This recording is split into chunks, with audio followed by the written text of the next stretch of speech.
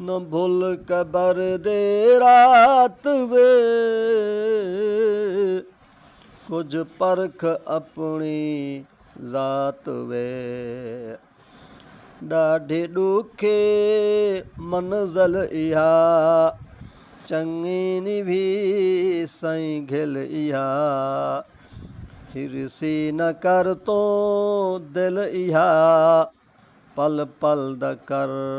फिकरात वे न भुल कबर दी रात वे ना कोई संभल बाझों अमल फानी है जग समझे असल सट कर इथां माड़िया महल वञणे अजल दे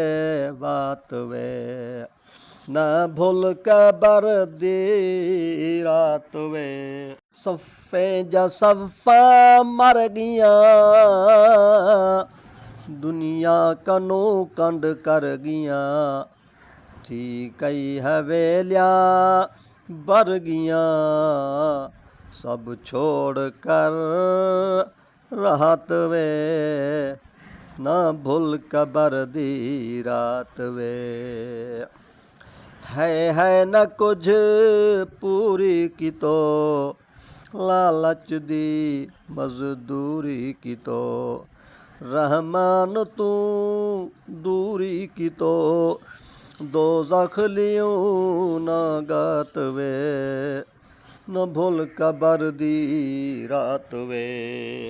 ये नवाज़ बुज़दार दी लिखी हुई नज़म है जिनको बज़्म अकरम माना हमदानी उस्ताद अकरम ने शाये कीता हा। साड़ी कोशिश है असां अपना सरेकी सरमाया महफूज करूँ तो आपको सुनवाऊँ।